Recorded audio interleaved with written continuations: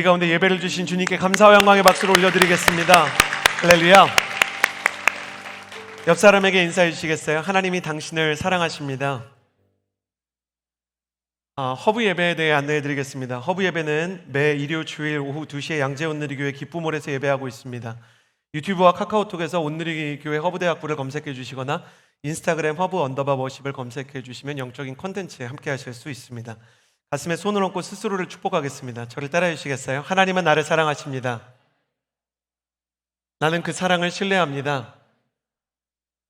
주님은 나의 유일한 길과 진리 생명이십니다. 나는 절대로 이전과 같지 않을 것입니다. 아멘. 제가 아는 분이 공군 장교셨거든요. 그런데 공군 장교분들이 야근을 한때 너무 많이 하는 거예요. 오버타임으로 계속 시간의 근무를 초과해서 야근을 하는 거죠. 그러니까 장군님 한 분이 와서 부대에서 장교들이 야근을 너무 많이 하는 걸 보니까 안쓰러운 마음에 왜 저렇게 야근을 시키냐, 안타까운 마음으로 한마디 하셨어요. 그날 놀라운 일이 일어났습니다. 장교들이 우리는 왜 야근을 하는가라는 주제로 보고서를 쓰기 위해서 야근을 전체 다 한 것입니다. 정말 대단한 나라 아닙니까? 혹독할 정도로 열심히고 성실하고 어떤 의미로는 정말 필요할 수밖에 없는 사회다 생각이 됩니다. 한국 사람은 정말 열심히 일합니다. OECD 통계를 보니까 일주일에 44.6시간 이상을 일하거나 공부를 합니다. 하루에 9시간 이상은 공부하거나 일하는 것이죠. 점심 식사 시간은 얼마나 되었냐라고 물어봤더니 25분 정도 되었고요. 수면 평균 시간은 6시간이라고 합니다. 쉬는 시간이 부족하죠. 더 안타까운 건 부부간의 대화 시간이었는데 부부간의 대화는 하루 평균 15분이고요. 15분을 의미 있게 대화하느냐 이렇게 생각했더니 그런 거였답니다. 씻었니? 밥은? 애들은 자니? 이런 것들이 있잖아요. 그러니까 정보의 교류를 위해서 하는 그 대화가 대부분이었다. 부모 자녀 간의 대화도 역시 15분이었다고 합니다. 학원 다녀왔니? 오늘 학교에서 무슨 나쁜 일 없었니? 없어요. 문 닫고 들어가면 특별히 대화를 못하는 거죠. 우리는 쉴 시간도 대화할 시간도 없이 정말 열심히 일하는 한국 사람입니다. 전에도 말씀드렸지만 전 세계에 이미 노래방 문화, 일본어를 써서 죄송합니다만 대부분 그렇게 부르기 때문에 가라오케라는 문화가 다 있잖아요. 가라오케 문화는 전 세계에 최소한 120개국에 있는데요. 120개국 중에서 유일하게 우리나라만 간주 점프가 있는 나라, 간주하는 시간을 기다릴 수 없는 놀라운 민족입니다. 안타까운 건 이렇게 열심히 일한다고 해서 최고의 결과가 나오는 건 아니라는 겁니다. 한국의 노동 생산성은 OECD 회원국 34개국 중에 현재 27개국입니다. 그러니까 노동을 하는 것에 비해서 생산성이 이렇게 높지 않다는 거죠. 그런데도 한국 사람들은 생산을 해서가 아니라 일을 해야 될 것 같기 때문에 일하려는 습성이 있다. 그러니까 쉽게 말하면 일하지 않거나 공부하지 않으면 뒤처지거나 뭔가 안 될 것 같아서 불안이 너무 크다. 많은 사람들이 한국은 과로하는 사회다라고 평가하다가 불안이 지배하는 사회라고 얘기할 정도가 되었다고 합니다. 그 불안에 대해서 하나님은 어떻게 생각하실까요? 오늘 말씀을 통해서 하나님께서 주시는 안식의 메시지를 나눠보고자 하는데, 오늘은 그 창세기와 함께 신명기에 나타나는 하나님의 안식일의 의미를 함께 나누며 하나님의 안식에 대해 좀 나눠보고자 합니다. 첫 번째 나누고 싶은 말씀은 신명기 5장 12절의 말씀입니다. 신명기 5장 12절 함께 읽겠습니다. 시작. 여호와 너희 하나님이 너희에게 명령한 대로 안식일을 거룩하게 지키라. 이스라엘 백성이 애굽에서 나와서요, 모세와 함께 광야 생활을 다 끝내고 이제 가나안 땅으로 들어가려고 할 때 하나님께서 모세를 통해서 신명기 설교를 하게 하셨습니다. 모세는 참으로 대단한 사람입니다. 부르심을 받았을 때 자기는 말을 할 줄 모르는 사람이다라고 말씀하셨거든요. 근데 신명기가 한 편의 설교인데 무려 36장으로 되어 있는 걸로 보면 정말 말을 못하는 사람이 맞는가 이런 생각이 듭니다. 학자들은 모세가 최소한 5개국어 이상을 얘기했고 그리고 경영학과 행정학과 건축학에 탁월한 재능을 가지고 있었던 사람이었다라고 얘기합니다. 이쯤 되면 그냥 하나님 일을 하기 싫었던 천재가 아닌가, 겸손을 위장하고 하나님의 사명을 피하려던 사람이었죠. 그러나 어떤 의미에서 제가 농담처럼 이 사람이 겸손을 위장해서 하나님의 사명을 피하려고 했다라고 말했지만, 스스로 애굽 왕가에서 40년 동안 왕자로 자랐어도 그는 그가 가지고 있었던 모든 학문과 그리고 그가 가지고 있었던 모든 재능으로 세상에 부딪히고 오히려 혹독한 패배를 경험한 이후에 미디안 땅으로 쫓겨났던 사람입니다. 모세는 그냥 사람을 죽이고 나서 무서워서 도망간 게 아닌가요? 그렇긴 한데 애굽의 법전들을 보면요, 고대 왕가 애굽의 법전에서 왕자가 그 노역관 하나를 죽인 건 범죄가 아니었어요. 면책 특권이 있었기 때문이죠. 근데 바로가 그를 죽이려고 했다는 것은 그 일이 아니어도 모세를 눈에 가시처럼 생각했다는 겁니다. 모세는 양자이기 때문에 아마 당대의 파라오가 자신의 적자였던 아들의 권력 승계를 위해서 유능한 장군이자 영웅과 같았던 모세를 귀양 보내듯이 혹은 살해하려는 위협을 가지고 있었다는 것이죠. 모세는 눈치가 빨라서 도망치면서 끝내 자신의 재능과 그리고 자신의 인생의 공부들이 자신을 보호해주지 못한다는 생각 속에서 광야로 도피합니다. 그러나 하나님은 그를 쓰셨고 그는 하나님께 쓰임을 받으며 자신 안에 있었던 모든 인생의 흔적들, 특별히 80세 때 부름을 받았잖아요. 그런데 40세 때까지 교육받았던 이 애굽 왕가의 행정 기술과 경영학과 그가 가지고 있었던 건축 기술들이 잊혀졌던 재능마저 쓰임받는 놀라운 경험을 하게 됩니다. 여러분에게 누누이 말씀드리지만 하나님은 버리는 시간도 없고 버리는 선물도 없고 버리는 재능도 없으십니다. 하나님은 낭비를 모르시고 하나님은 잊지 않으시는 분이시기 때문입니다. 모세가 그 하나님의 말씀을 잊지 않게 하려고, 낭비하지 않게 하려고 36장의 설교를 쏟아내는 장면은 그의 어떤 은사의 정점이요 회복의 완성을 보는 것과 같습니다. 그는 이 회복의 완성의 설교 속에서 안식일을 반드시 지켜야 된다라고 말합니다. 이 유대인들은 이 모세의 명령을 발전시켜서 율법이라는 형태로 만들었는데 이 율법은 하나님의 말씀이 아니라 말씀에 대한 적용입니다. 안식일에는 출근해서도 안 되고요, 4km 이상 걸어서도 안 되고요, 요리를 하기 위해 불을 켜서도 안 되고요, 냉장고를 열면 냉장고도 불 켜지니까 냉장고를 열어서도 안 되는 겁니다. 엘리베이터를 누르는 행동도 노동이기 때문에 실제 지금 30%밖에 안 되긴 하지만 이스라엘에서 완전히 안식일을 풀로 제대로 지키는 분들은요, 한 아파트에 같이 사는데 엘리베이터가요 안식일에는 층층마다 다 멈춰요. 20층짜리 아파트면 1층 서고 20층 서고 3층 서고 4층 서고 이렇게 다 섰다가 다시 내려올 때 서는 겁니다. 한국인 같으면 그냥 걸어 내려올 텐데 이스라엘 사람들은 그거를 참고 견디는 거죠. 그러니까 이들이 지키는 모습을 보면 야, 이거 진짜 대단한 열정이다 이런 생각이 듭니다. 그렇게 그들이 안식하고 쉬는 것에 대해서 뜨거운 마음을 가지고 있다는 거죠. 한국인의 입장에서 생각해 보면 물론 끔찍하긴 하지만 가끔 일하는 게 더 편한 사람들도 있거든요. 워커홀릭, 일할 때 살아있는 걸 느끼는 사람들, 남들이 퇴근해도 그 업무를 더 수준을 높이고 싶고 일을 만들어서 하는 사람들, 우리 청년분들 중에서도 그런 분들이 계시더라고요. 회사 퇴근하고 나서 영어 공부하고 스터디하고 코딩 같은 거 배우는 분들 계시더라고요. 그런 사람들은 가만히 있는 게 더 힘들다고 얘기하는 거예요. 하나님은 성향에 상관없이 그럼에도 불구하고 모든 사람은 무조건 쉬어야 한다고 말씀하셨습니다. 그래서 저는 이런 의문이 들더군요.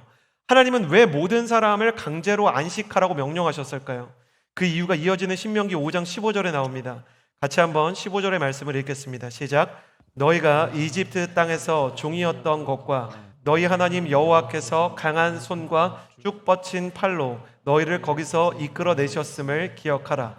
그러므로 너희 하나님 여호와께서 안식일을 지키라고 너희에게 명령하신 것이다. 애굽 땅에서 내가 너희를 인도해냈기 때문에 너희가 쉬어야 한다. 이스라엘 백성은 사실 모세가 그들을 출애굽시키기 전까지 400년 동안 대제국 이집트의 노예로 살았습니다. 지금도 세계 7대 불가사의로 뽑히는 그 피라미드를 지으면서 고역에 시달렸던 민족이었고 노예였고 종이었던 것이죠. 나이가 들면 교육을 받아야 하는 어린아이들이 태어나자마자 무거운 돌을 나르고 깎고 그리고 짊어져야 했습니다. 양육을 받고 사랑을 받아야 하는 나이에 채찍을 맞아가면서 노예로 살아야 하는 운명에 갇혔던 사람들, 그들이 바로 이스라엘 백성들이었던 것입니다. 노예가 사랑받을 수 있는 유일한 길은 뭐냐면 노동과 그 노동에 대한 성취와 결과뿐입니다. 종은 주인이 맡긴 일 중에 가장 좋은 결과를 내야만 하는 것이죠. 그래서 요령을 터득해서 효율적으로 일하고 눈치를 봐서 필요한 일을 미리미리 해야만 사랑을 받을 수 있었습니다. 사람들은 인격체가 아니라 기계처럼 노동의 강도와 수준에 따라 등급이 정해졌고 그 등급에 맞는 쓸모를 증명해야 됐죠. 쉽게 말해서 이스라엘은 쓸모를 증명해야 살아남을 수 있는 사람들로 애굽 속에서 살았던 겁니다. 그러나 출애굽을 시키면서 다시 한번 창세기 때 선포했던 이 안식일에 하나님께서는 하나의 의미를 신명기에서 더하셨어요.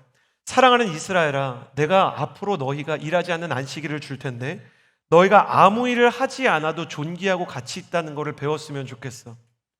그날은 나에게 집중하면서 나와 너가 서로 얼굴을 마주하고 예배하면서 내가 너희를 지었기 때문에 아름답고 창조되었다는 걸 느끼는 거야.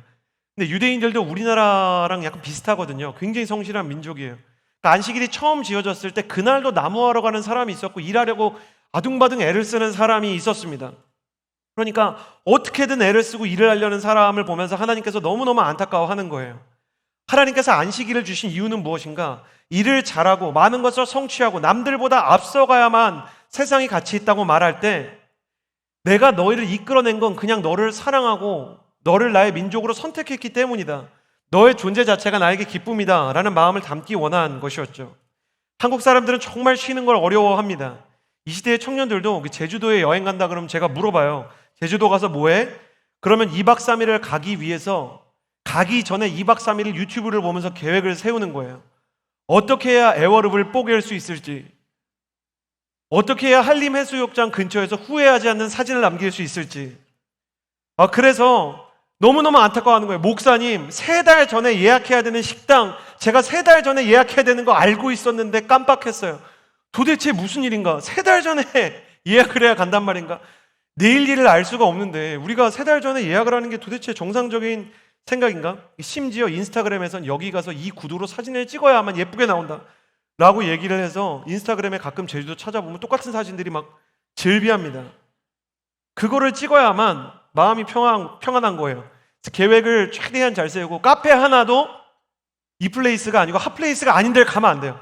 또 요즘엔 핫플레이스가 남들 다 아는 데만 안 됩니다. 아직 소수의 사람들에게만 이렇게 발굴되지 않은 약간 미전도 종족과 같은 그런 카페에 가서 석양이 지는 곳에서 그걸 찍은 다음에 선교의 원리처럼 허브에 와서 여기 진짜 좋다 그럼 기뻐하면서 여기가 어디냐면 주소를 알려주고 3개월 전에 예약을 한다고 알려주는 거예요. 그러니까 유학원 신학생들이랑 제가 장신대에서 얘기해 보니까 한국의 베케이션은 휴가라는 이름의 노동이다. 제가 진짜 와 정말 이게 정말 그렇다라고 생각하지만 사실 저도 그런 사람이에요. MC들이랑 MT 한 번을 가려고 그러면 후회 없는 그 MT를 가려고 MC들에게 처음 얘기하지만 MC들과 함께 갈 강원도 이번에 MT를 갔는데 거기 미술관이랑 룸을 체크하려고 미리 일주일 전에 그 경로를 미리 다 가봤어요. 진짜 좋은지, 그러니까 여기를 진짜 가면 좋은지, 그러니까 안 좋으면 어떡해요. 그래가지고 그거를 하는 걸 보면서 연준이가 저를 보면서 안타까워 하더라고요. 하나님이 아빠 이러는 거 기뻐하실까? 막 이렇게 물어보더라고요. MC들이랑 여행을 가는데 해가 뜰 경우 비가 올 경우를 생각해서 비가 오면 야외가 많은 그 미술관으로 가지 않고 볼링장으로 갔다가 약간 영화를 보는 코스를 다 생각을 하는 거죠. 따로 세우는 거예요. 그러면서 계속 불안한 건 뭐냐면 MC들이 너무너무 사이가 좋으니까 밥 먹는데 계속 시간이 딜레이 되는 거예요. 볼링을 치러 가야 되는데 계속 딜레이가 되는.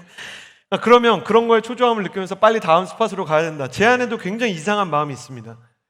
여러분은 어떻게 살고 계십니까? 제 이야기를 들으면서 식겁하셨을 수 있지만 한 주간 여러분도 굉장히 바쁜 삶을 살지 않았습니까? 너무 많은 일을 하지 않으셨나요?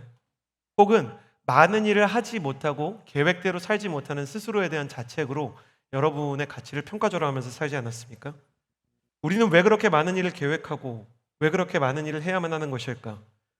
누군가에게 쓸모있는 사람이 되기 위해서 더 많은 수고를 감내하고 나를 보는 타인의 기대가 나를 누르는 압력이 돼서 불안함에 쫓겨서 남들에게 뒤처질까 봐 그냥 과도한 열심을 냈던 게 아닌가? 하나님은 일평생 쓸모를 증명하기 위해 애굽에서 살아왔던 사람들에게 일주일에 한 번은 존재 자체로 하나님에게 소중하고 아름답다라는 것을 느낄 수 있는 안식의 시간을 마련하셨어요. 넌 그냥 사랑받기에 충분하다. 이유가 뭔가요? 제가 성경에서 진짜 하나님이 왜 우리를 사랑받기에 충분하다라고 말하는지 찾아보고 또 찾아봤는데 성경에서 그 어떤 신학자도 풀지 못한 미스테리가 하나님이 사람을 왜 사랑하셨는지를 푼 사람이 없어요. 그냥 사랑하신 거예요. 그냥 하나님의 눈에 보기에 우리가 너무 예뻐 보였던 겁니다. 우리가 너무 좋으신 거예요. 하나님께서는 쓸모와 상관없이 그냥 그 사랑 안에서 사랑받으며 자라는 것이 인간에게 가장 유리한 양육의 시간이라고 오히려 얘기하시는 겁니다. 청년 여러분 기억하십시오. 하나님은 당신을 쓸모있는 사람보다는 사랑받는 사람으로 부르고 계십니다. 옆 사람에게 이렇게 인사해 주시겠어요? 하나님께서는 당신을 사랑받는 사람으로 창조하셨습니다. 그러니까 하나님의 사랑이 내 안에 없고 하나님께서 나를 사랑하신다는 믿음이 내 안에 없을 때가 창조 질서와 창조 섭리에서 가장 어긋나 있는 순간인 거예요. 물론 여러분 오해하지 마세요. 열심을 다해서 일하거나 성공하거나 성취하는 거 하나님이 싫어하는 건 아닙니다. 잘하면 좋아하는 것이죠. 그러나 무언가를 잘하지 못해도 하나님은 당신을 포기하지 않으시는 분이신 거예요. 한 번은 이제 다큐멘터리에서 원숭이와 사람의 지능의 발달 차이를 보는데 제가 진짜 놀란 게 침팬치나 오랑우탄 같은 그 원숭이들도요 굉장히 똑똑한 편이에요. 그래서 블록 쌓기를 처음에 6개월은 사람보다 더 잘하더라고요. 원숭이는 조금 태어나서 얼마 안 되면 막 나무 타고 그러잖아요. 근데 막 블록을 쌓아요. 사람도 블록 쌓는데 사람이 더 미숙해요. 그런데 12개월이 되고 24개월이 되면 형제 여러분, 하나님의 창조에 거룩한 이 독창성이 등장하는 거 어디입니까? 여러 군데가 있지만 그 중에 하나는 레고를 조립하는 거죠. 원숭이는 할 수 없죠. 그 정도 복잡하고 정교하고 작은 부품은 하지 못하는 거예요. 이론상은 그것도 가능해야 된다 그래요. 근데 왜 불가능한가 봤더니 이유가 하나라는 거예요. 원숭이가 이렇게 막 블록을 쌓았더니 엄마 원숭이가 아무 관심이 없어요. 생산적이지 않고 쓸모없는 일이잖아요. 나무 블록 쌓아서 뭐하냐? 계속 쌓으면 뒤통수를 때려요. 바나나 따러 갈 시간이라고. 근데 우리 부모님들, 특히 K마더, K파더들은 아이가 하는 모든 일에 이렇게 경탄하는 버릇 있잖아요. 어머! 그러니까 제가 약간 젊은 아빠, 젊은 엄마로서 굉장히 세계관적 충격을 느꼈던 거는 자기 애가 다 천재인 줄 아시더라고요. 어머, 우리 애가요. 돌 때 말을 했어요. 모든 인류는 돌쯤에 말을 하거든요. 근데 제가 더 충격적이었던 거는 오영교 전도사님이라고 폴투 담당 교육자분이 계세요. 아이가 태어난 지 14일이 안 됐는데 애가 자기를 알아보는 것 같아요. 과학적으로 불가능한 거거든요. 그리고 무슨 소리를 냈는데 아빠라고 말한 것 같아요. 20일 만에. 그 정도면은 기적이죠. 하나님께서 주신 거의 당나귀가 말하는 거랑 비슷한 수준의 기적인 거예요. 그러니까 자녀에 대한 그런 경탄이 있는 거죠. 그게 되게 이상하게 보이지만 그 경탄을 하는 순간 아이의 뇌파를 측정해 봤더니 뇌 성장이 어마어마한 속도로 이루어지는 거예요. 아이가 그 부모의 사랑 때문에 어마어마하게 성장하는 겁니다. 여러분, 인간의 진화의 정점이라고 보는 과학자들에게 전 가끔 그런 생각이 들어요. 진화의 정점인 인간은 너무 불리합니다. 자연 선택의 이론에 따르면 양육기간이 너무 압도적으로 길어요. 얼룩말은 태어나서 조금 있으면 뛰잖아요. 돌고래는 태어나서 조금 있으면 수영하잖아요. 사람 구실을 하려면 죄송합니다. 사람 구실이라는 표현이 너무 과격했던 것 같아요. 한 사람의 성인으로 여러분 경제적으로 그러니까 자연 상태의 독립을 경제적 독립이라고 친다면 우리 안에도 지금 독립 못하고 여전히 양육받는 사람이 얼마나 많습니까? 얼마나 많냐면 제 친구 중에도 있어요. 여전히 부모님의 도움을 받는 분들이. 그러니까 정말 부모님들이 등골 빠지게 너무 양육을 하고 보호를 해야 되는 거예요. 무슨 만물의 영장이 이렇게 연약하냐고요. 무슨 만물의 영장이 이렇게 근력에 있어서 지성에 있어서 그리고 독립에 있어서 이렇게 부족하냐고요. 하나님께서는 왜 인간을 이렇게 두셨는가? 의도적으로 양육기간을 길게 하신 거예요. 이유는 뭐냐면 인간을 인간답게 만드는 건 부모의 사랑이고 사회의 양육이고 하나님의 사랑인 겁니다. 너희 인간은 사랑 없이는 성장할 수도 생존할 수도 발전할 수도 없는 존재다. 너희에게 가장 중요한 건 사랑이고 누군가 너희를 사랑해주지 않으면 너희는 성장할 수 없다. 그래서 권사님들, 장로님들, 오늘 장로님, 권사님들도 오셨지만 가장 좋아하는 한국인의 K찬송가 중에 하나가 지금까지 지내온 것 주의 크신 은혜라. 돌아보고 돌아오면 그렇게 눈물이 나는 찬양. 하나님의 은혜의 흔적이 너무 많은 겁니다. 당신은 이미 사랑받고 있고 사랑받기 위해 창조되었고 하나님께서 하나님의 사랑을 알려주시기 위해 이 자리로 여러분을 초청한 거예요. 옆 사람에게 이렇게 인사해 주시겠어요? 당신은 이미 사랑받고 있습니다. 뭐가 증거냐? 옆 사람에게 이렇게 인사해 주시겠어요? 살아있는 것 자체가 사랑의 증거입니다. 우리는 죄송합니다. 또 이 표현 자주 써서 폐역한 자녀 세대이기 때문에 도대체 우리가 어떻게 성장했는지를 다 기억하지 못해요. 부모가 돼 보니까 정말 진 자리 마른 자리 갈아 눕히고 손발이 다 닳도록 고생을 하면서 부모가 키웁니다. 그리고 자녀에게 시대에 맞게 그 양육 과정에 맞게 젖병도 먹였다가 단단한 음식도 먹였다가 이렇게 먹이면서 아이를 양육시키는 거죠.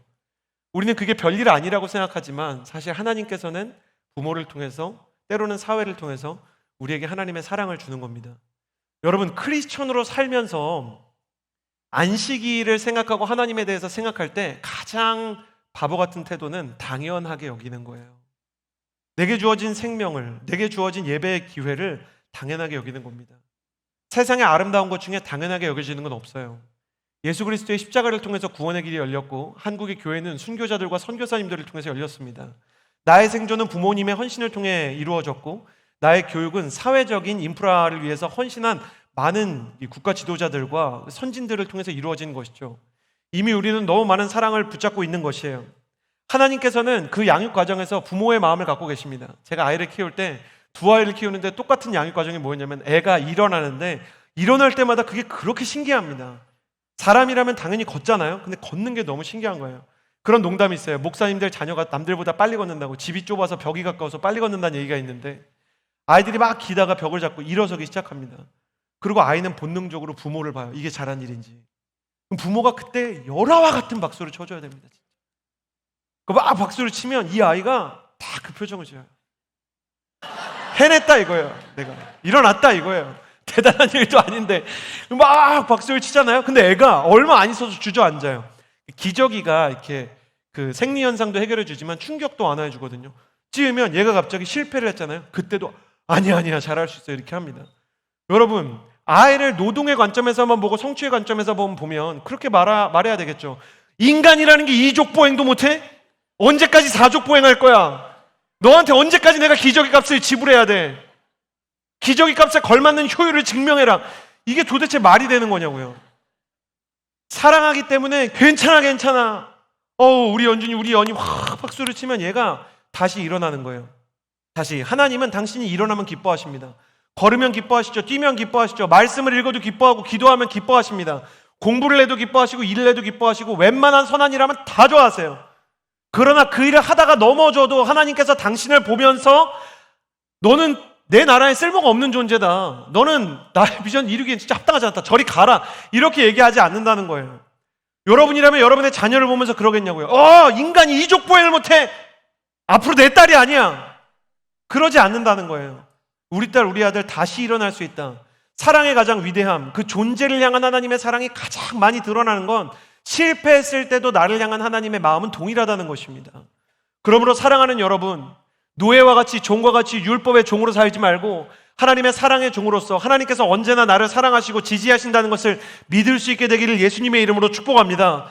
그렇다면 어떻게 이 안식을 믿을 수 있을까? 몇 가지를 나누고 싶어요. 첫 번째, 오늘 창세기 1장 3절의 말씀입니다. 같이 읽겠습니다. 시작. 하나님께서 일곱째 날을 복주시고 거룩하게 하셨습니다.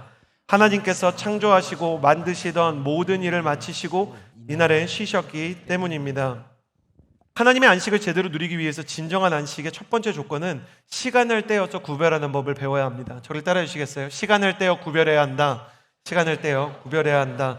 말씀을 보면 일곱째 날을 복주시고 거룩하게 하셨다라는 표현이 나와요. 하나님께서 최초로 거룩하게 하신 것은 시간이었습니다.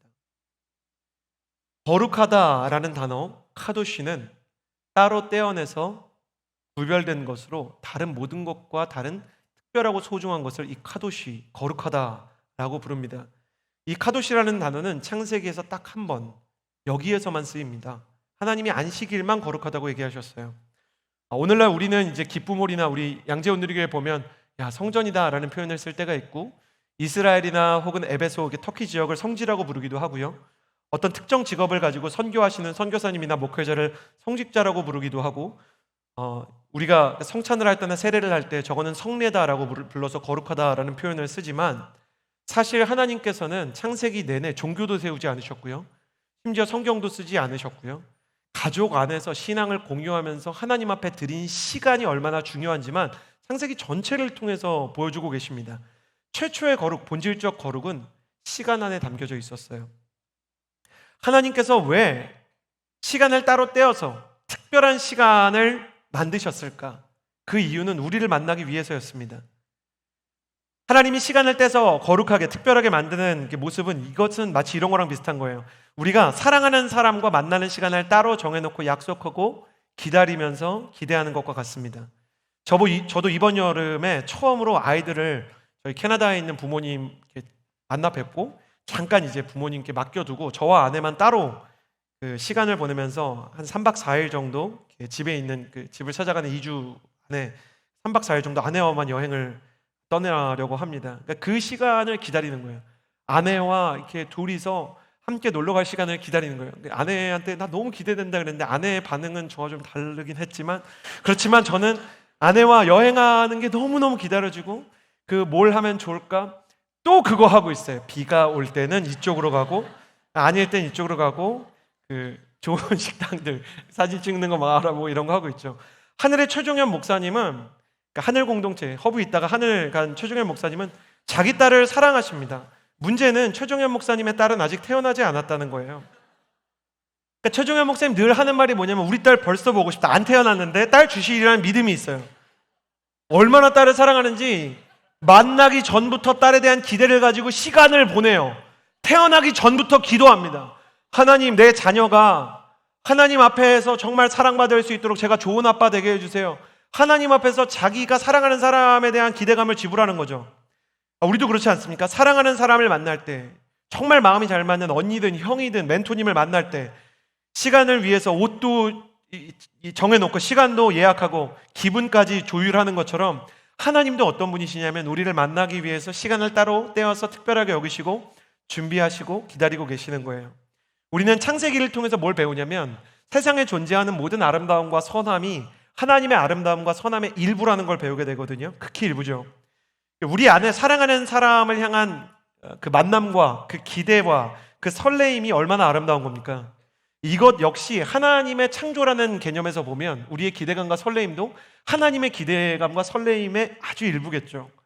그러니까 그 관점에서 말하면 하나님은 우리를 만나는 시간을 깊이 기대하시고 간절히 우리를 기다리시는 거예요. 그러니까 우리는 되게 이렇게 기대감 없이 예배를 오는 사람도 많다는 걸 제가 알아요. 그리고 기쁨 오른 의자를 한 10cm만 이렇게 좀 자를 필요가 있어요. 이렇게 뒤로 이렇게 하면은 굉장히 잠이 잘 와가지고 영적인 공격도 되게 심하고, 그리고 예배 오면서 그러니까 비가 오거나 막 이러면 새벽에, 그러니까 어젯밤에 비가 되게 많이 오더라고요. 그래가지고 제가 마음에 기도를 했어요. 비가 오면 괜히 교회 가기 싫고 온라인으로 예배 드리고 싶은 분들 많아질 텐데, 온라인으로 예배를 드리는 것도 특정 상황에서 너무 좋지만 가능하면 오는 게 좋잖아요. 근데 이제 오면 좋은데 비가 그치게 해주세요 이렇게 기도하는데 진짜 비가 그치니까 너무 좋은 거예요. 저를 위해서 비가 그친 건 아니겠지만 하나님께서 마치 제 마음에 우리가 오는 길을 예비하기 위해서 수고하고 계시는 걸로 느껴지기 시작하더라고요. 여러분 믿으셔야 됩니다. 내 감정이 어떻든 하나님은 우리가 예배드리러 오고 하나님을 만나러 오는 걸 너무 기뻐하시고 기다리는 하나님이신 줄을 믿습니다. 그래서 우리가 명절날 그런 거 보잖아요. 젊은 부부들이 명절날 엄마 이번에는 너무 바빠서 차가 너무 많이 막혀서 못 내려갈 것 같아요. 그럼 엄마가 이렇게 괜찮다 그러시잖아요. 야, 괜찮아. 다음에 엄마 하늘나라 가고 나서 장례식에서 보면 되지. 굳이 오늘 뭐 올 필요가 있니? 막 이러면서 얘기하면 막 차 몰고 가는 그런 개그들이 있잖아요. 제가 나중에 보니까 부모님들이 자녀들이 정말 바쁘면 괜찮지만 자기를 자발적으로 만나러 올 때 그냥 맞이하는 분이 안 계시더라고요. 막 음식하고, 그리고 자녀들한테 뭐가 최선일까? 그게 자녀에게 진짜 기쁨을 주든 안 주든 마음 가운데 기대하는 마음으로 너무 이렇게 음식을 하고 옷 매무새도 예쁘게 하고 기다리시는 거예요. 하나님이 우리를 그렇게 기다리신다는 것입니다. 그러므로 우리도 하나님께 드리는 시간을 따로 떼어 구분하고 그분을 예배하고 찬양하는 시간에 대한 기대감이 있어야 될 것입니다. 저를 보시겠어요? 허브에 요즘에 정말 많은 청년들이 오고 있는데, 그냥 이 자리에 청년들이 많이 오는 거를 하나님께서 바라시는 것을 넘어서 우리가 한 단계 더 갔으면 좋겠습니다. 여러분 축복합니다. 여러분의 인생 가운데 예배를 향한 기대감과 기쁨이 넘쳐오르기를 주님의 이름으로 축복합니다. 여러분이 교회에 올 때, 하나님을 만나러 올 때 하나님을 향한 기대와 설레임이 있고, 예배하러 와서 하나님을 향한 감사와 찬양의 고백이 감사와 함께 터져 나오고 하나님을 사랑하고 기뻐하는 마음이 가득해서 세상이 아름답게 보이고 사람을 섬기고 여러분의 인생 가운데 다시 일할 수 있는 힘들이 생겨나게 되기를 주님의 이름으로 축복합니다. 하나님을 기대하고 하나님을 기뻐하고 그분을 사랑하는 청년들이 될지어다. 저는 여러분이 그렇게 시간을 떼어 구별하며 하나님께 집중할 수 있었으면 좋겠습니다. 특별히 주일 예배 가운데 하나님을 향해서 준비된 마음, 별 대단한 게 아닙니다. 조금 일찍 와서 하나님께, 하나님 저 왔어요. 혹시 저 기다리셨어요? 저 정말 은혜 받는 사람이 되고 싶어요. 은혜 끼치는 사람이 되고 싶어요. 은혜를 부어주세요. 은혜의 통로가 되게 해주세요 라고 기도하는 것입니다. 저는 여러분이 그런 마음이 있게 되길 바랍니다. 또 나누고 싶은 것은 1절과 2절입니다. 같이 한번 읽어보도록 하겠습니다. 시작. 그리하여 하늘과 땅과 그 안에 모든 것이 완성됐습니다. 하나님께서는 그 하시던 일을 일곱째 날에 다 마치셨습니다. 그리고 그 하시던 모든 일을 마치고 일곱째 날에 쉬셨습니다.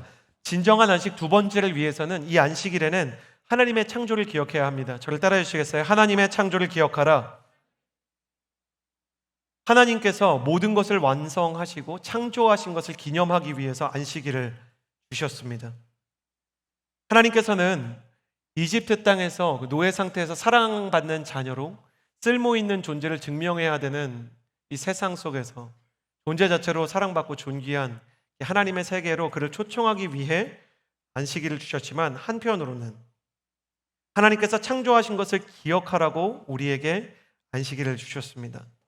그러므로 하나님께서 창조를 위해서 하신 수고에 대해서 우리가 찬양해야 하고, 창조의 질서에 대해서 우리가 다시 기억해야 합니다. 여러분, 우울증을 연구하는 학자들 중에 그 초반 증상을 연구하는 사람들이 많이 있습니다. 그러니까 자기가 되게 우울해지고 있다라는 증거를 자가 검진할 때 굉장히 중요한 것 중에 하나는 자연과 계절에 대한 경탄이 없어진대요. 그러니까 우리나라 말로 치면 여름이 오면 더워 죽겠다, 겨울이 오면 추워 죽겠다, 이거밖에 없는 거죠. 봄이 와서 꽃이 피어도 그게 아름다운 줄을 모르고요, 여름이 와서 바다를 봐도 아름다운 줄을 모르는 거예요. 가을에 단풍을 보고 아무런 경탄이 없고, 겨울에 눈이 내리는 걸 보면 아무런 느낌이 없는 거죠. 저는 가끔 허브를 보면 저보다 훨씬 더 우울증으로부터 자유로운 매우 평안한 인생들이라는 생각이 들어요. 코로나 때 교회에 몇 명 올 수 없을 때 저희가 토요일 날도 예배를 드렸잖아요. 한 번은 토요일 날 눈이 왔는데 MC 하나가 사진기를 들고 찍어주겠다 그랬는데, 양재 앞에 눈이 쌓인 데를 정말 이렇게 강아지처럼 뛰어다니면서 막 나 잡아봐라 막 이런 거 하면서 사진을 찍는 거예요.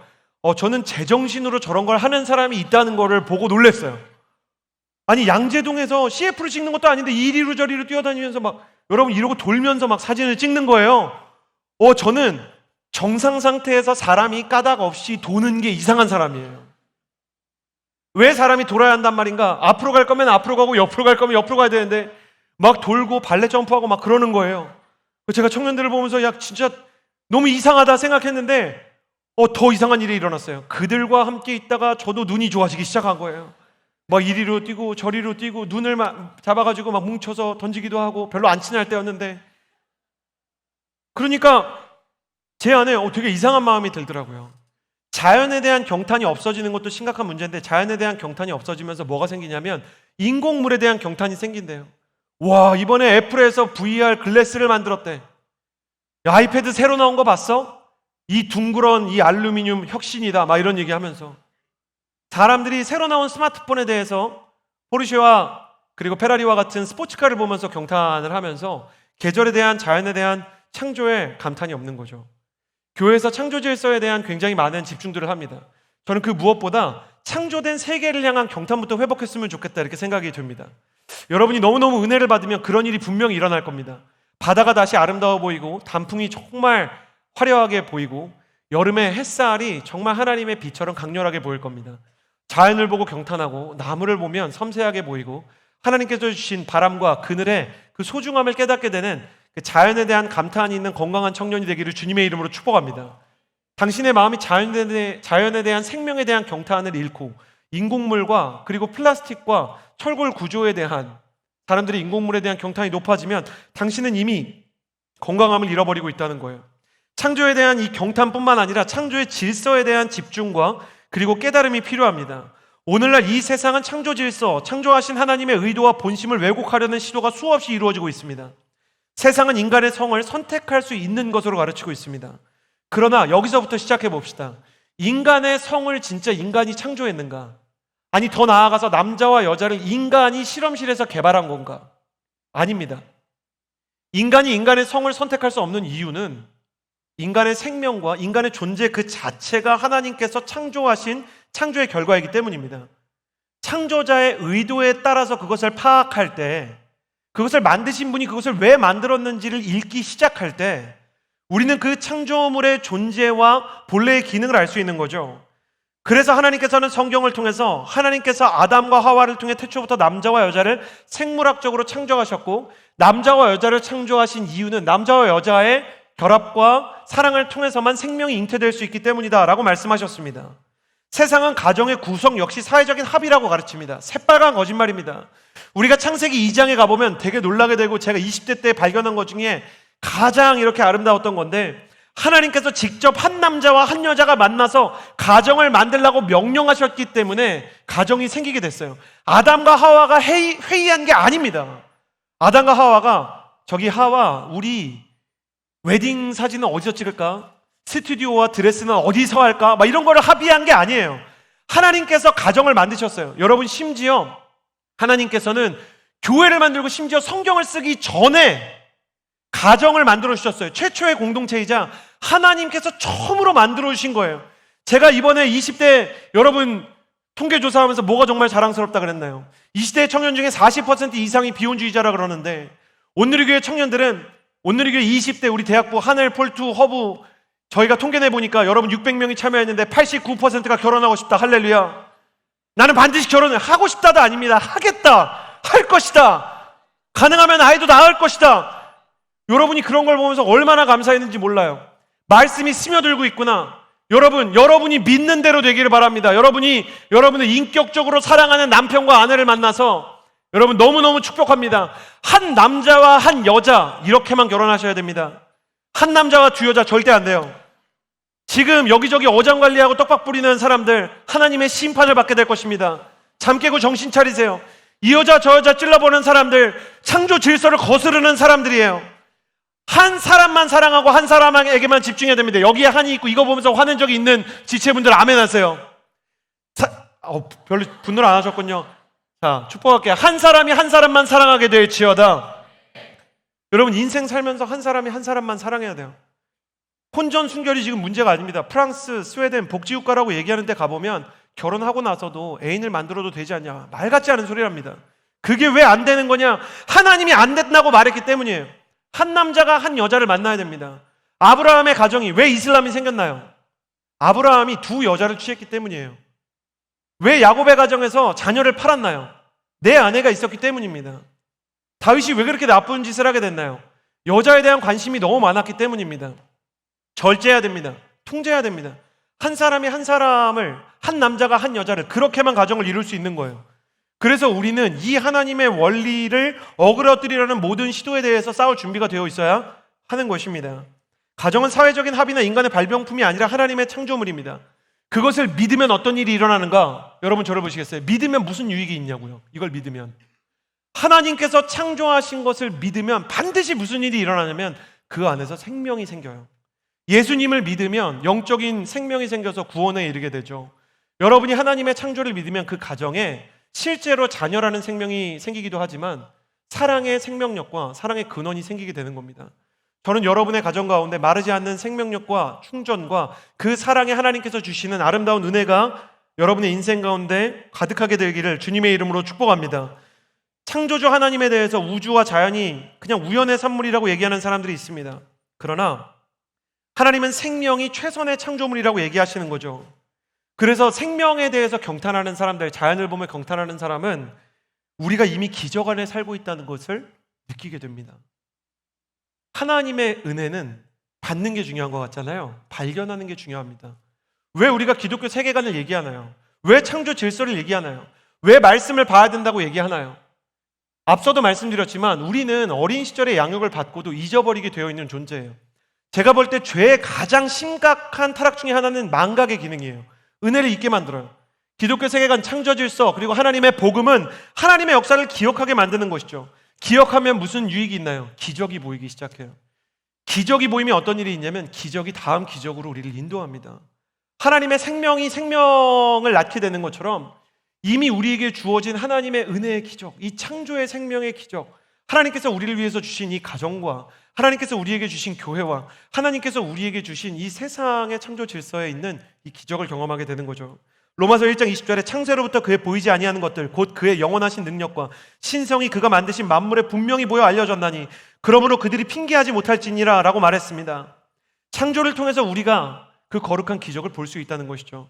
여러분의 인생 가운데 주어진 기적들이 지금부터 영원히 보이게 되기를 예수님의 이름으로 축복합니다. 그게 보일 뿐만 아니라 여러분을 위해서 예비된 다음 기적을 향한 이정표로 여러분이 이미 발견한 그 은혜들이 쓰임받게 되기를 예수님의 이름으로 축복합니다. 기적에서 기적으로, 은혜에서 은혜로, 감격에서 감격으로 나아가는 하나님의 사람들이 될지어다. 그러니 매 순간 기적과 사랑으로 우리를 선대하시는 주님께 합당한 감사와 영광을 올려드려야 되지 않냐고요. 그러니까 저는 최근에 이제 기도를 어떻게 해야 되나요? 예배를 어떻게 하면 회복할 수 있을까요? 제일 먼저 하고 싶은 얘기가 감사하라는 거예요. 기도가 안 되는 분들 어떻게 하면 기도가 회복되는지 말씀드릴게요. 감사의 제목을 20가지만 써보세요. 근데 초반 10가지는 그냥 감사한 걸 쓰시고요. 나머지 10가지는 가능하면 말씀을 보면서 내가 은혜 받았던 걸 한번 찾아보세요. 하나님이 홍해를 갈라주신 걸 보니까 나의 인도자신 것 같다. 감사하다. 하나님이 시편 23편에 보니까 나의 목자신 것 같다. 나와 함께 하실 것 같다. 감사하다. 그런 걸 쓰기 시작하면 하나님께서 감사하는 사람과 함께 하시고 채워주시는 것을 경험할 수 있을 거예요. 신명기 5장 13절 이어서 읽겠습니다. 함께 읽겠습니다. 시작. 6일 동안 너희는 노동하고 너희의 모든 일을 하되. 세 번째로 나누고 싶은 것은 이것이에요. 진정한 안식으로 들어가기 위해서 저를 따라 주시겠어요? 일할 때는 일해야 한다. 하나님은 엿새 동안 6일 동안은 힘써 일하라고 말씀하셨습니다. 참된 안식은 일할 때 일하고 쉴 때는 쉬는 것이죠. 우리는 돈이 있어도 일이 없는 사람을 동경하지 않습니다. 세상은 돈만 있고 일이 없는 사람을 동경하는 것처럼 느껴지는데, 건강하게 생각해 보면 그 사람이 섬길 수 있는 분야가 있는 건 정말 좋은 거라는 생각이 듭니다.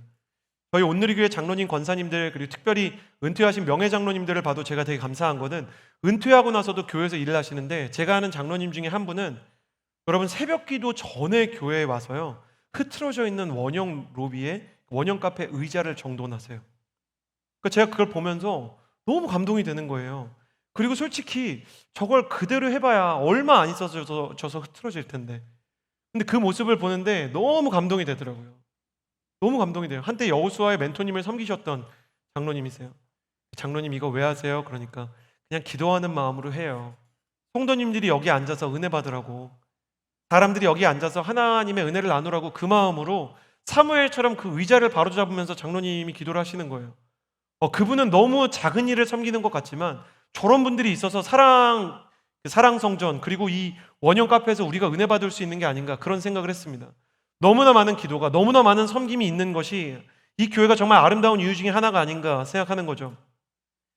우리는 우리에게 주어진 일을 통해서 세상 속에 하나님의 영향력을 흘려보내게 되어 있기 때문에 우리에게 일이 있는 건 좋은 겁니다.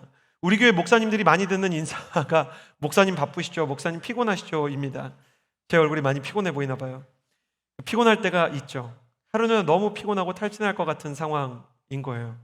근데 목사님 피곤하시죠? 물어보는데 어떻게 이렇게 얘기합니까? 이렇게 잘 모르는 성인 성도님이 오시면서 목사님 피곤하시죠? 너무 바쁘시죠? 말씀 잘 듣고 있습니다. 이러는데 네, 피곤해요. 이렇게 얘기하면 안 되잖아요. 그럼 그분이 더 걱정하실 거 아니에요. 그래서 피곤하지 않습니다. 그러고 이제 사무실에 올라왔는데, 하나님 제가 거짓말한 것 같습니다. 피곤합니다. 이렇게 얘기했어요. 근데 이상하게 눈물이 흐르는 거예요. 너무 힘든 거예요. 그래서 너무 힘들다 이렇게 생각이 났어요. 당시에는 이제 옆에 다 교육자들이 있었기 때문에 우는 모습을 보이고 싶지 않아서 화장실에 가서 칸막이 안에서 막 울었습니다. 근데 그 화장실까지 하나님이 찾아와 주시더라고요. 하나님한테는 정말 성소가 따로 없습니다. 아무데나 찾아오세요. 저한테 물어보시는 거예요. 피곤하니? 너무 피곤합니다. 다음 하신 질문이 불행하니? 근데 불행하진 않더라고요. 제가 그때 정말 많이 울었습니다. 피곤하긴 하지만 불행하지 않다. 그게 비전의 사람이 아닌가. 반대로 얘기하면 비전의 사람이라도 피곤할 수 있지만 비전의 사람이라면 끝내 일어날 힘을 얻는 게 아닌가. 저는 여러분의 인생 가운데 무슨 일을 해도 피곤할 수밖에 없다라는 생각이 듭니다. 그럼에도 불구하고 비전의 사람이라면 하나님께서는 끝내 불행하지 않고, 하나님께서 여러분의 인생 가운데 그 일이 할 만한 가치가 있다는 것을 알게 하셔서 일어나게 해주실 줄을 믿습니다. 우리가 주저앉을 때마다 제 딸과 제 아들을 향해 제가 박수를 보냈듯 하나님도 우리를 향해서 박수를 보내실 것이에요. 특별히 오늘 말씀은 약간 시치말을 써서 죄송합니다. 빡세게 써 있어요. 너희의 모든 일을 하라. 모든 일, 마음이 어렵습니다. 모든 일, 너희의 일 하나 해라, 이렇게 얘기하시면 좋을 텐데, 근데 여기에 두 가지 의미가 있더라고요. 하나는 너희의 모든 일을 해라. 첫 번째 의미는 뭐냐면 쉽게 포기하지 말아라. 그게 포기해도 되는지 아닌지 내 앞에서 한번 물어봐다오. 다윗이 쓰임받았던 것은 왕이 될 기약도 없고 골리앗을 쓰러뜨릴 말씀도 없는데, 양을 칠 때 사자와 곰을 쫓을 정도로 온 힘을 다해서 돌팔매를 돌렸기 때문입니다. 그 자신의 인생의 그 시간에 맡겨진 것을 최선을 다하고 포기하지 않은 대가로 그 돌팔매로 골리앗을 쓰러뜨리게 됐다. 너무 아름다운 것이죠. 또 너희의 모든 일을 하라. 이 말씀은 감당할 힘을 주시겠다라는 표현입니다. 김승원 멘토님이라는 분이 계셨어요. 제가 여호수아 때 그 여호수아에 이제 처음 이제 사역을 하는데 제가 너무 힘든 거예요. 그 울었던 그 시점쯤이에요. 김승원 멘토님한테 너무 힘든 것 같습니다. 그랬더니 멘토님이 힘들 수밖에 없죠. 저도 장로로 사는데 힘들 때가 많았습니다. 크리스천은 힘들 수밖에 없습니다. 그러더니 최소한 3개 공동체가 있잖아요. 세상, 가정, 교회 셋 다 열심히 하라 그러잖아요. 그러니까 너무너무 힘듭니다. 근데 장로님 어떻게 이렇게 여유가 있으세요? 항상 여유가 있습니다. 했더니 장로님이 그러시는 거예요. 첫 번째는 나이가 들어서 열심히 그러니까 무언가를 성취하지 못할 때도 크게 분노하지 않는 온유함을 가지게 되었고, 두 번째는 비유를 하셨는데 그게 저한테 은혜가 됐어요. 처음 운전할 때는 모든 게 너무 바쁜 거예요. 깜빡이도 켜야 되죠. 앞도 봐야 되죠. 사이드미러도 봐야 되죠. 백밀러도 봐야 되죠. 옆 사람이 말 걸면 그렇게 스트레스를 받아요. 말 걸지 말라고. 근데 나중에는 옆 사람이랑 같이 노래하고 맛집에 대한 얘기하면서 노래 이렇게 틀고 뭐 이렇게 앞뒤 양력 보면서 커뮤니케이션 하면서 갑니다. 언제부터 그게 그렇게 편해졌는지 모르지만 운전에 대한 능력이 생기는 것처럼 하나님도 능력을 주신다는 거예요. 사랑하는 여러분, 너무너무 버거울 수 있죠. 그러나 하나님께서 영적인 근육을 주셔서 감당할 수 있을 만한 힘과 능력 또한 주시기를 주님의 이름으로 축복합니다. 그래서 여러분을 위해서 2가지를 기도하게 되더라고요. 하나님, 우리 청년들에게 가슴 뛰는 일을 주십시오. 하나님의 창조 질서와 그 진리에 맞게 세상을 변화시키는 자리와 일을 주십시오. 또 하나님, 우리 청년들에게 주어진 일을 감당할 수 있는 능력을 주십시오. 그래서 그 능력을 가지고 세상을 마음껏 누비며 세상의 견고한 진을 부수고 하나님께로 그 영역들을 바치는 하나님의 사람들이 되게 해주십시오. 기도하게 되더라고요.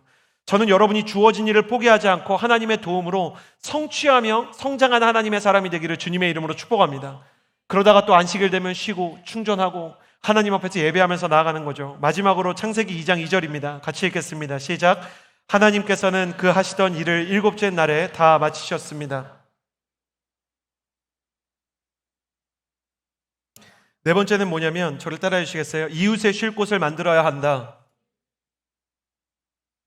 창세기 2장 2절에 하나님께서 쉬셨답니다. 근데 하나님이 쉴 필요가 있습니까? 저는 이 구절이 이상합니다. 하나님은 탈진이라는 개념이 없어서 쉬실 필요가 없으세요. 하나님은 영원히 전력 질주를 하셔도 호흡이 가쁘지 않으실 분이십니다. 그분에게는 충전이라는 것이 절대로 필요하지 않습니다. 그는 모든 생명에 공급하면서도 무한히 지치지 않으시는 하나님이십니다. 세상에 영원히 타오르는 떨어지지 않는 에너지원이 있다면 오직 하나님의 마음뿐입니다. 그런데 그 하나님이 왜 쉬는가? 아무리 생각해도 이유는 하나뿐이에요. 하나님은 지치지 않으시지만 사람이 지치기 때문에 사람을 위해서 안식일을 만들어 주신 거예요. 제가 이제 인도네시아 이번 주에 다녀오고 FA 라운딩 다녀오고 나서요, 돌아왔는데 가족들이랑 산책을 저녁에 하게 됐어요. 근데 저희 아들, 딸이 산책할 때 가열찹니다. 정말 이렇게 열정이 가득해요. 그래서 막 1시간 걷겠다, 2시간 걷겠다 막 이렇게 얘기합니다. 그리고 10분 걸으면 좀 쉬다 갈까 이렇게 얘기합니다. 그러면 아빠가 그렇게 얘기합니까? 아니야, 너 군대 가면 나중에 20km 행군해야 돼. 연준아 가자 이렇게 안 한단 말이에요. 가다가 중간에 앉아요. 원래는 설빙을 먹으러 가기로 했는데 설빙이 너무 먼 거예요. 그러니까 그냥 이디야에서 그 빙수 전문점이 아닌 거죠. 거기서 타협을 하고 거기에서 이렇게 먹게 되었어요. 그때 제 딸 연희가 8살인데 벌써부터 세상에 영악함을 쓰더라고요. 아빠, 여기가 빙수 맛집이야. 원래 설빙에 가기로 했으면서 여기가 빙수 맛집이야. 여기 딱 보니까 빙수 맛집이다. 파란색 간판, 느껴지는 한기, 이디야, 여기다. 그러니까 저는 그 모습이 정직하게 느껴지진 않았지만 귀엽게 느껴졌어요. 그렇지, 지칠 수 있지. 자녀를 위해서 그 발걸음을 멈추고 같이 쉬는데 하나님이 그때 말씀을 깨닫게 해주시더라고요. 이 참된 안식에 대해서 예수님도 이렇게 말씀하셨어요. 안식일에 원래 병자를 고치면 안 되는데 병자를 고치는 행위가 율법에 어긋난다는 걸 알면서도 예수님께서 고치시니까 바리새인들이 예수님을 비난했죠. 그때 예수님께서 이렇게 대답하셨어요. 안식일이 사람을 위해 만들어진 것이지 사람이 안식일을 위해 있는 게 아니다.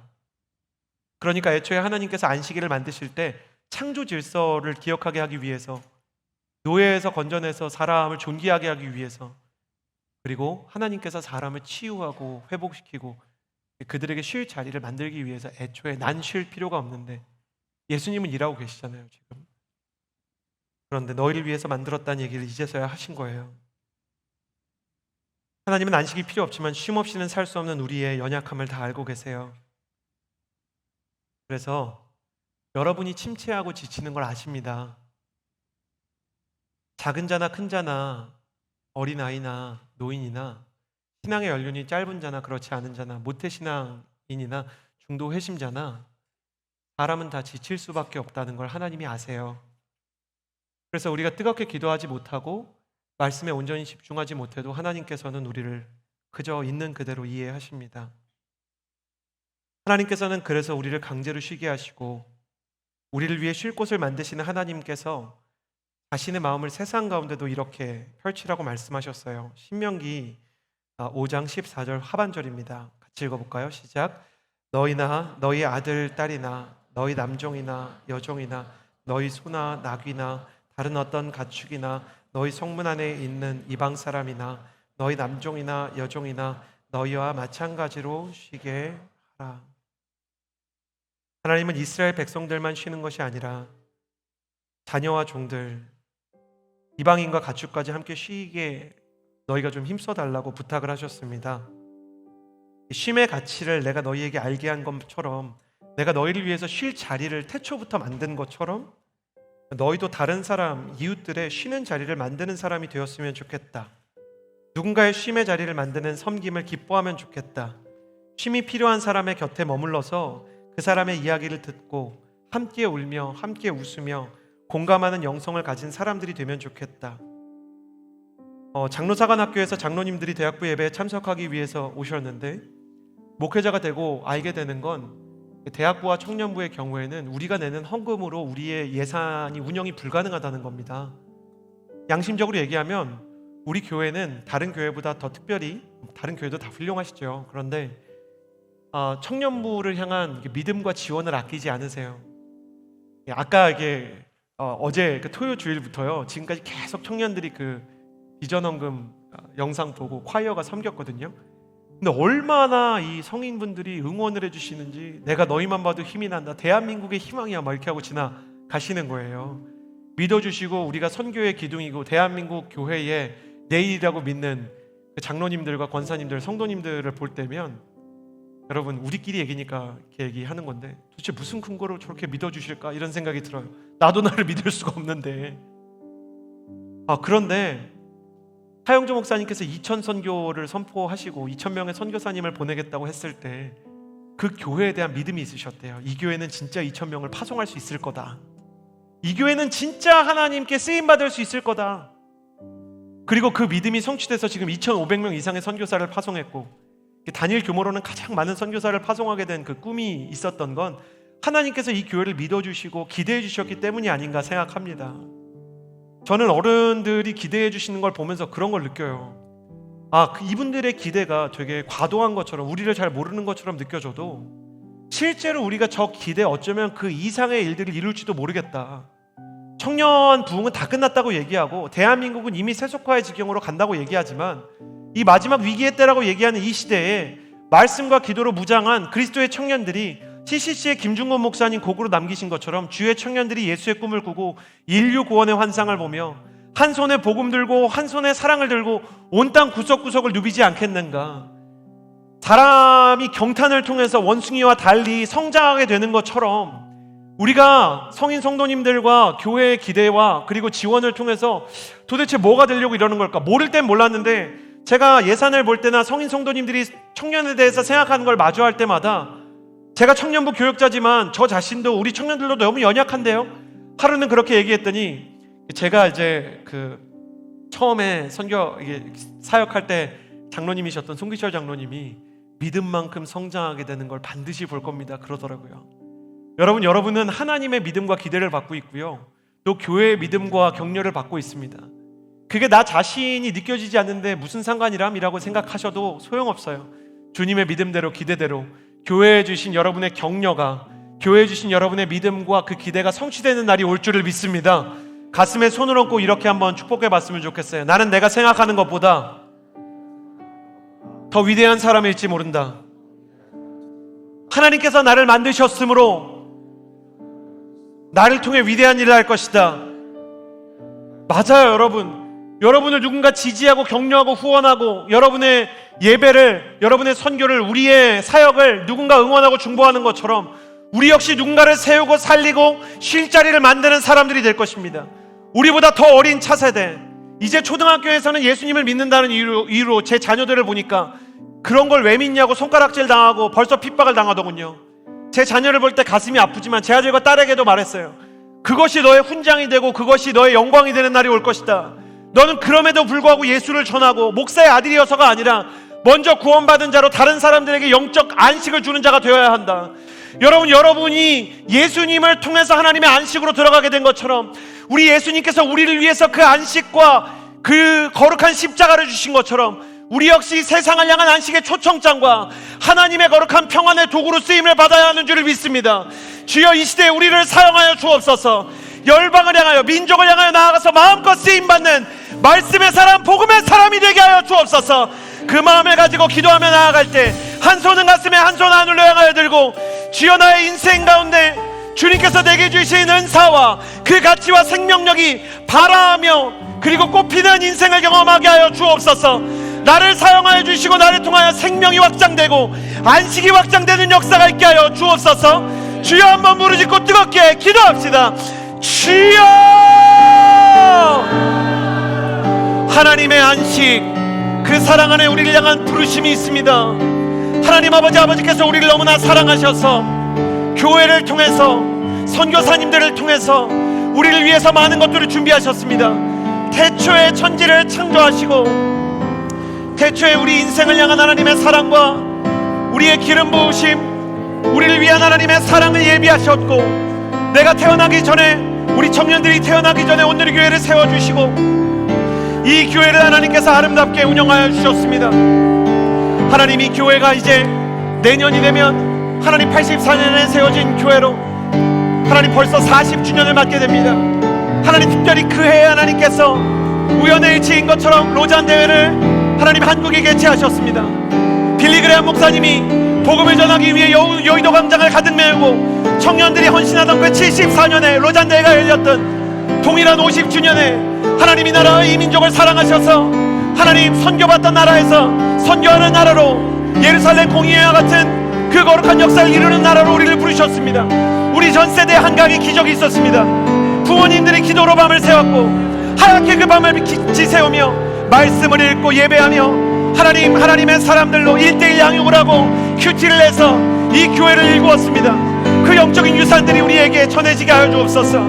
하나님 아버지, 우리 역시 쓰임받게 하셔서 이웃과 다음 세대에게 하나님의 영광을 보여주는 시간이 하나님 우리를 통해서 일어나게 하여 주옵소서.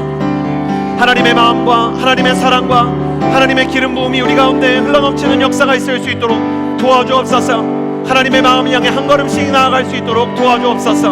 하나님이 기뻐하시는 그 거룩함과 그 거룩한 은혜와 사랑이 하나님 우리 안에서 흘러넘쳐서 타인에게 안식을 주고 만족을 주는 하나님의 사람들이 될 수 있도록, 또 하나님 아버지, 이 시대의 모든 고단함 속에서 하나님의 뜻을 밝히는 사람으로 쓰임받으며 동행할 수 있도록 하나님, 이 시대의 청년들을 사용하여 주옵소서. 두 번째로 기도할 때, 세상의 비교의식에 너무나 많은 청년들이, 아니 청년들뿐만 아니라 어린아이들까지 짓눌려 있어요. 한 어린아이는 천국에 가면 제일 좋은 게 숙제가 없는 거라고 얘기할 정도로, 그 어린아이가 경쟁에 뒤처질까 봐 두려워하고, 내가 영어를 못한다는 이유로, 내가 다른 아이들보다 수학이 뒤처졌다는 이유로 자신의 존재 가치를 그 어느 때보다 가슴 아파하는 이 소아 우울증의 시대가 도래했다라고 얘기합니다. 누가 이렇게 세상을 어렵게 만든 것인지, 세상인지 아니면 우리 크리스천들도 동조한 것인지, 하나님 정말 존재 자체로 다시 일어설 수 있고, 물론 공부도 하고 열심히 일해야 하지만 하나님 앞에서 자신에게 분명한 이유가 있고 동력이 있어서 세상과 경주하기 위해서가 아니라 하나님의 비전을 완주하기 위해서 수고할 수 있는, 하나님으로부터 온 의미를 따라 걷는 차세대들과 청년들이 일어나게 하여 주옵소서. 세상의 비교의식과 열등감 때문에 너무나 많은 청년들이 무너지고 있어요. 롤러코스터에 타면서 죽음을 생각하고 OECD 가입국 중에 우리나라는 언제나 20대 자살률 1위입니다. 하나님 아버지, 이 나라의 하나님의 안식과 평안과 하나님의 안식일의 의미를 가져오는 존재의 가치를 소중히 여기는 거룩한 메신저들이 되게 하여 주옵소서. 나라와 민족을 바꾸고 사람을 치유하며 세상을 온전한 하나님의 창조 질서로 다시 회복한 하나님의 사람이 될 수 있도록 주님 이 시대의 생명의 사람들로 우리를 사용하여 주옵소서. 세대와 특별히 차세대 청년들을 치유하는 자로 쓰임받게 해달라고 주여 한번 부르짖고 기도하겠습니다. 주여! 선하신 하나님 아버지, 너무나 많은 청년들이 무너져가고 깨어져가고 한 사람 한 사람이 하나님 앞에서 그 사랑과 은혜와 그 기름 부음을 구하며 나아가지만 여전히 이 세상 가운데 하나님 눈물과 아픔 속에서 비교의식에 눌려 열등감에 눌려 자신의 자리를 찾지 못하고 남들보다 뒤처졌다는 이유로 자신을 저주하는 너무나 많은 청년들이 있습니다. 불쌍히 여겨주옵소서. 하나님의 사랑과 긍휼과 기름 부음을 내려주옵소서. 하나님의 마음과 사랑으로 하나님과 동행하며 뜨겁게 예배하는 뜨겁게 기도하는 사람들이 일어나게 하여 주옵소서. 하나님 아버지, 특별히 이 자리에 온 장로님들과 권사님들도 사용하여 주옵소서. 하나님 아버지, 자녀들의 세대에 진정한 평화와 안식과 창조질서와 생명의 가치를 하나님 온전히 보여주는 하나님의 어른들이 되게 하여 주시고 예수 그리스도의 사랑으로 하나님 온전히 쓰임받으며 나아가게 하여 주옵소서. 이 자리에 있는 모든 청년들이 비교의식에서 벗어나 세상의 경주의 틀에서 벗어나 완전을 향한 하나님의 온전한 여정을 밟아갈 수 있도록 하여 주옵소서. 가치 없는 사람은 아무도 없습니다. 가치 없는 사람은 아무도 없습니다.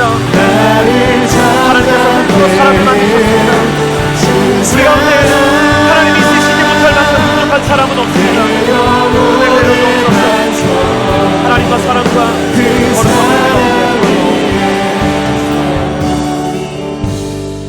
하나님 아버지, 쓸모있는 존재보다는 사랑받는 존재로, 세상에 경주를 하는 자보다는 하나님의 비전을 완주하는 자로, 남들보다 더 열심히 일하는 자 같으나 기쁨과 안식이 함께하는 자로, 주님 내 인생 가운데 때로는 탈진과 피로가 몰려올 때가 있지만 주님이 다시 일어나게 하시는 힘으로 일어나는 그런 하나님의 사람이 되게 하여 주옵소서.